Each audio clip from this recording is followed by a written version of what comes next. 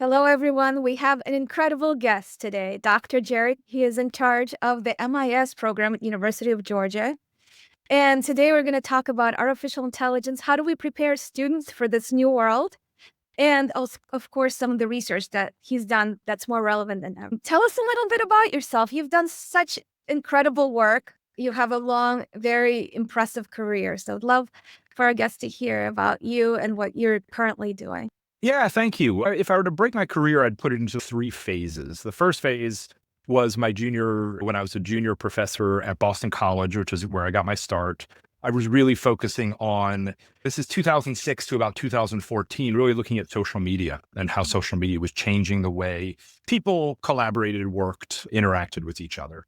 Then from about 2014 to about 2021, I did very industry-facing set of research with Deloitte and MIT Sloan Management Review, where we were looking at how traditional companies were adapting to a digital world. And then about 2021, I started looking at AI and the ethics of AI and how AI was going to change the way people worked together. And so it's funny, when they recruited me for this position at University of Georgia, where I've been for about 3 years now, they contacted me and said, we have a position for somebody in the ethics of AI.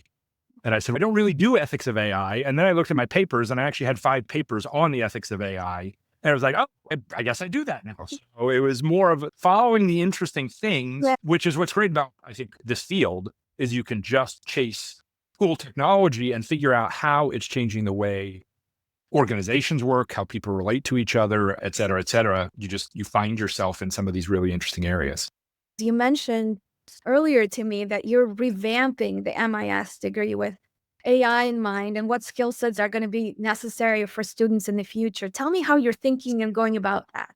There's sort of 2 ways. First is we're taking our core curriculum and integrating AI. This summer, I've raised money to basically pay faculty to revamp all of our core courses to highlight AI and the AI's role in that, because one of our core courses is programming.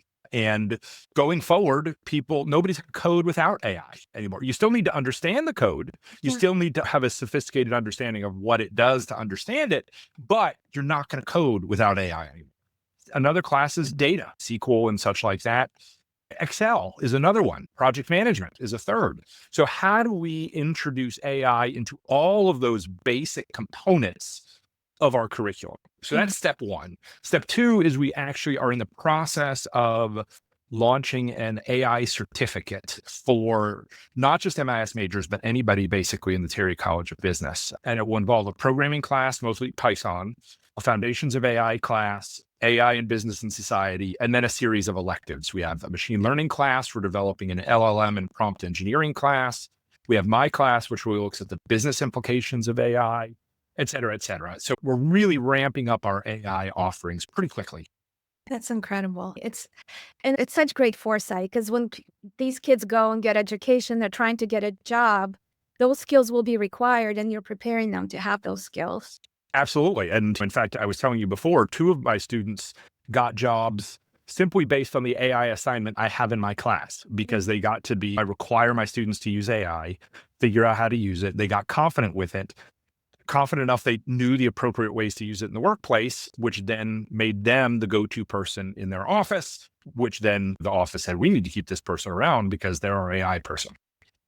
I love that. And that's what you want to see. You want to see this enablement of these students. So essentially, they're able to compete for these new roles that we don't even know will exist in the future. What are the skill sets going to be? How do we need to think about work differently as a result of these tools? I think that's the open conversation for the next 5 to 10 years. Yeah. I hear all kinds of projections. Like you said, 5 to 10 years. I've had a startup founder, he's 18 months. You don't get something done now, doors are closed. So some are saying this is just a fad. Don't worry, we've had many fads before. This one will disappear. Do you think it's a fad, this whole AI thing? Yes and no. So I am wary of the hype. So if there's a nice framework from the research firm Gartner called the Gartner hype cycle, that whenever a new technology comes on, it is always overhyped. It is always overpromised. And people say, oh, if you're not here in the next 18 months, you're missing out. And that's true to a certain extent. But sometimes it takes a lot longer to figure out where the real use cases are. If you look at the dot-com boom and bust, if you look at the NASDAQ stock index from 1997 to 2007, it pretty much follows that Gartner hype cycle. We had this hype, this boom, and then 2001, the dot-com bust hit, and people said, oh, what are we thinking? Internet's never going to replace brick and Okay. mortar. Nobody's going to dethrone Walmart, et cetera, et cetera. And then fast forward to 2007, and everything they predicted came true. It just took a little longer, and it was all concentrated in the hands of a smaller number of players than they thought. So that's why I say in my book, we have a really nice chart where we talk about it's not the fact that technology is changing so quickly that's the problem. It's that individuals adopt technology at a slower rate than the technology evolves. And then businesses adapt to technology at a slower rate than individuals adopt it. And then public policy is the slowest of all. And it's dealing with those differing rates of adaptation and change that the real problem comes in. So it's really not fundamentally about the technology. It's how do we rethink our organizations to make good use of this technology? That's where the challenge is. And that just takes a lot longer. And because we're working with people and people take longer to change, right? Organizations are bodies of people that you're trying to place in different It's the areas. technology fallacy, how people are the real key to digital transformation. So that's really our thesis is the technology is cheap. It's how you get people to think differently, work differently, collaborate differently. That's the much harder challenge. It is so much harder because it involves so much communication, and communication is just hard. But it requires rethinking your job. So I was giving a talk about my book to the CEOs of rural electric cooperatives. And they said, we put iPads in the hands of our line workers. And that was great. And they did no problem with that. The bigger problem we've had is getting these line workers to realize that job is different when they have the iPads. Job number one is no longer fix the line. Job number one is communicate to the customers how long it's going to take.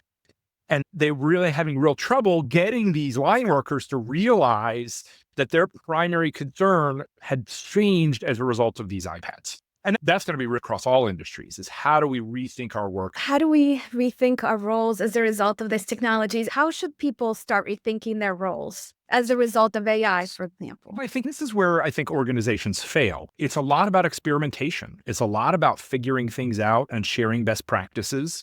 And so many organizations are just like, we need to do things the way we've always done things. We need to execute. We need to exploit. We need to make money. And they're very myopic about things. And there's a set of research by a former Stanford professor named Jim March, who talks about exploration versus exploitation. And exploitation is doing what you're good at.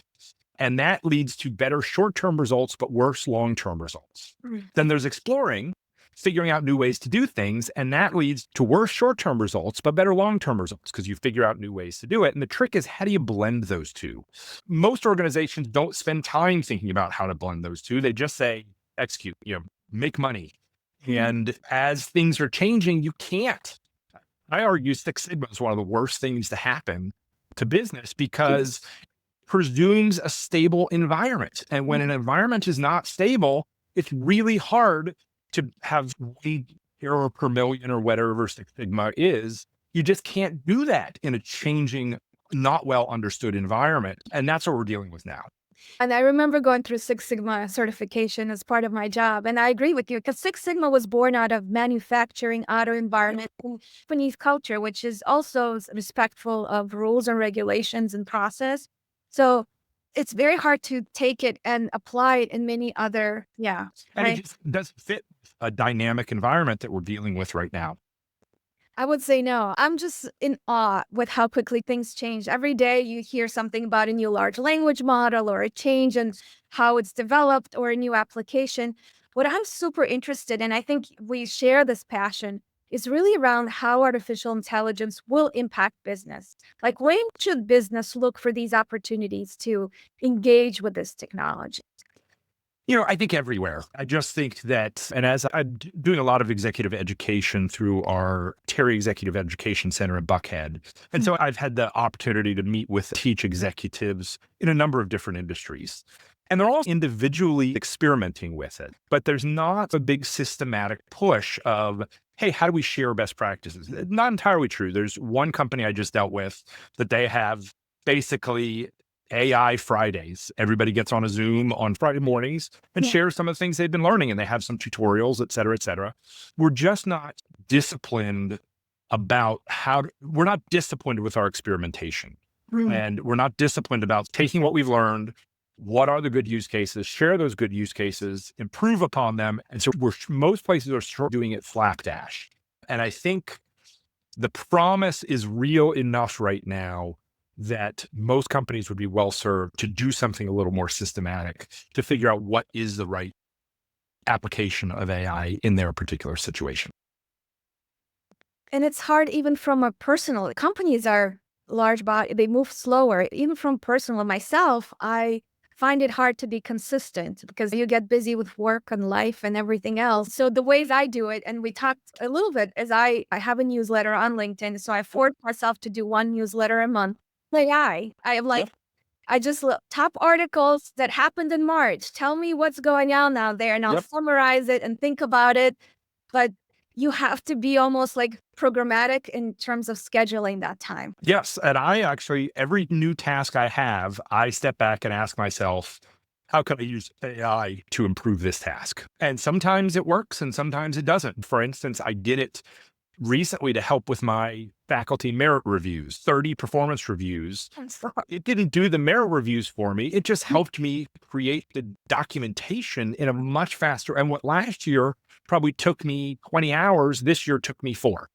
Just because I could use this, use last year's as a model. Here's the new information, update it. And then I have to go through and read it and make sure it is correct. But by and large, that saved me 15 hours from that one use case. That's amazing. And nobody likes to do those reviews. No. Yeah, especially when evil kind of things. But we have a very good department at UGA. I would argue is now one of the best. We've hired really well in the last 2 to 3 years. I would argue we're one of the best departments in our field in the country, and we have just great faculty. And so that makes my job easy in the sense of everybody's doing their job. I just need to do the paperwork, and it speeds that along. Oh, 100%. And I've read recently on LinkedIn that you posted around like using AI for resume and picking people for work. Share like your thoughts around that. I actually experimented with that. I was on a search committee, uploaded all the resume, said what are the best candidates, and I actually found that it did not do a good job. Trying something and saying, if I had just done it and followed it without critical reflection, that would have been bad. But when I did it, I was like, okay, this doesn't do a great job of ranking these candidates. Now, flip side, one thing one of my students did, I don't remember, we talked about this earlier. I don't remember if it was on the podcast yet or not. So the deliverable in my class is students are required to do a blog post, like 5 blog posts over the course of the semester, and they're required to use generative AI for it. And they can blog about anything they would like. So what I'm having a lot of right now is students doing experiments of, hey, can AI do this for me? I had one student plan and actually do a vacation. Her spring break vacation was generated by ChatGPT.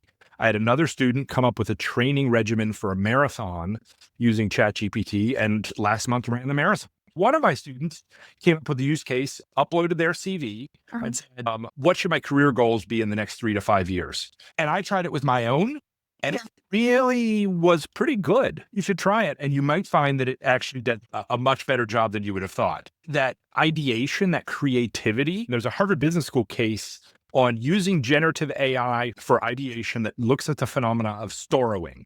And I don't know if you know anything about Boston. In August of every year, you have a number of moving trucks hit the bridges in Boston because they're too low for moving trucks.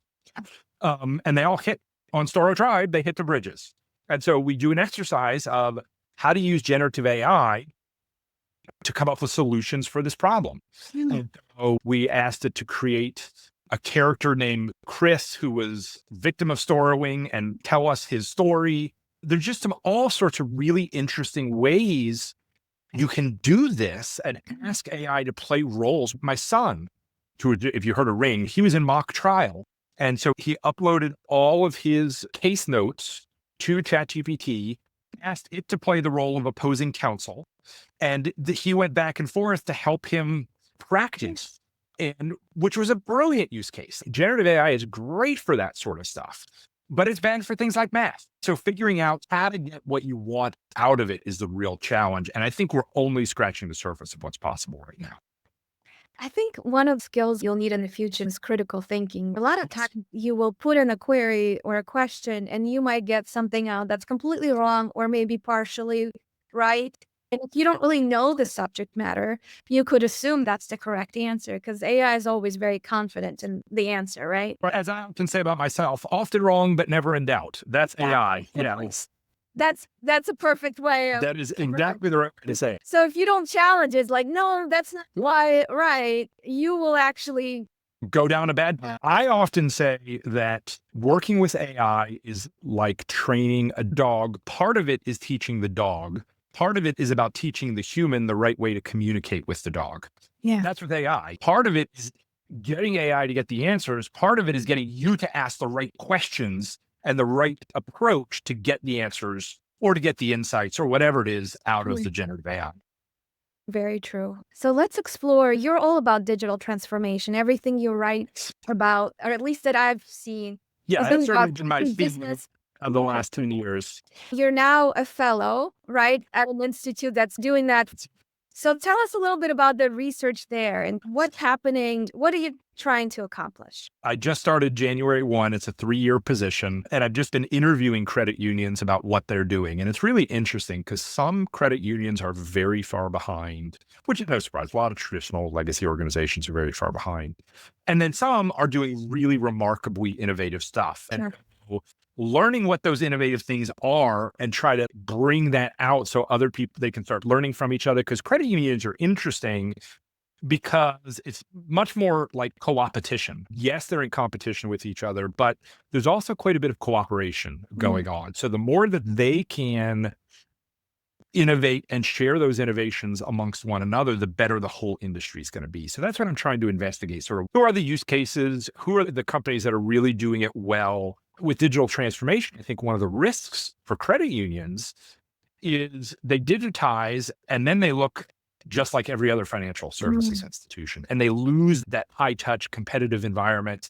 And that's what I'm talking to. Are you just trying to be Bank of America? You shouldn't. And one of the interviewees that I had talked to said, I envision us being more like the Apple Store, which I think is a great vision for how to digitally transform, where you walk in and it is digital, but it's also high touch, et cetera, et cetera. So trying to get them to think outside the box of what digital transformation looks like in their industry.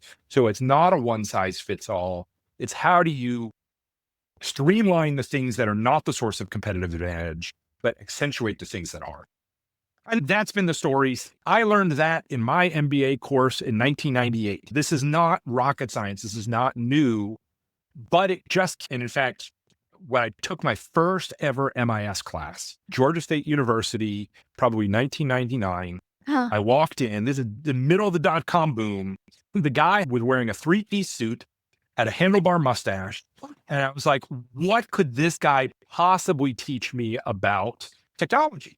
Yeah. And then he turned out to be a very influential mentor for me, a professor named Eve McLean. He's a legend in the field. He calls himself the Forrest Gump of MIS, that he finds himself at certain places. And we started looking at technology in the 50s and through the Postal Service in the 1970s and looking at all of the digital transformations. And then you realize a lot of this stuff is not new. The same challenges keep coming up. Unintended consequences of technology. Focus on the technology instead of the people and the organization and the strategy. A lot of the stuff I learned in that first MIS class I took in 1998 is still the stuff I teach executives about in 2025, because I'm shocked at how quickly they forget, or there's a new shiny new tool and we forget some of the basics about good management. I often say it's a lot easier for me to teach the average executive the tech knowledge they need than it is to teach the tech people all the management knowledge they need. A lot of what I spend my time doing is just like consultants. They love using big words. They love making it seem fancy. Yeah. And they want to confuse you. So you need them to understand the technologies. I actually think that the fundamental principles are very understandable to just about everyone. And when I go in and teach executives, it's more about empowering them, giving them enough knowledge to demystify the technology. You'll go in and say, here's what AI can do. Here's what AI can't do. Here's where the hype is. So then you can start making good business decisions based on that. I could teach anybody the AI knowledge they need to be an effective leader in half a day. That's where the strength, I think, in the future lies. It's really knowing these business fundamentals, because those don't change. And then learn the technology as it comes about, because the technology, I agree, is so much easier to pick up as it comes, but the fundamentals will remain the fundamentals. I agree. But you have to rethink the fundamentals, like how the fundamentals change. So communication, for instance, is a great one. Good leaders always need to be effective communicators. How you communicate in 2025 is different than you communicated in 2015 and different than because all of our technologies are different. You need to know Zoom. You need to know podcasts. You need to know how to communicate effectively doing these new mediums. Communication is still the fundamental thing. Yeah. But there are new ways to communicate now.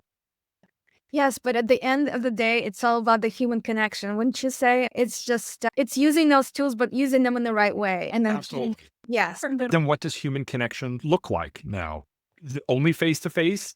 Is it face-to-face plus text and Zoom? And when do you use text and when do you use Zoom? And when do you use telephone? And when do you use understanding the strengths and weaknesses of each? And so now it seems, oh my gosh, that's so much to learn. When I get back, so my daughter's a student at Emory, she'll ask me a question on text. I'll answer. We'll go back and forth 2 or 3 times. I'm like, this is stupid. Let's have a phone call. Because at that point, the text is becoming not helpful and we need to have a richer conversation. Right? And sometimes she's busy and can't. But I say, okay, tell you what, we're going to hold this. When you get free, give me a call and we'll talk. Right. No, that's so true. And when that doesn't work, you go see them in person, right? This escalating thing. Yeah, absolutely. And everybody understands that, but they don't have confidence that they understand that necessarily in the way to. I think there's human ability to like, oh, there's this golden nugget. I just don't know what it is. And if I just crack it, it's going to make everything easier. But at the end of the day, it's about hard work. It's about constantly learning. It's about communicating in the right way. And I think we're in the golden age of education. There are so many opportunities. I was speaking with one of the heads of Skillsoft. They're a training platform. And they said, our competition is not other training platforms. It's Netflix. It's how do we... There's so much at our fingertips that are available to us. Like my son he was in 7th grade during COVID. And I was like, why don't you stop playing video games and teach yourself Python? And he said, how do I do that? Here's an online site that helped you with this. And now he's in computer science principles.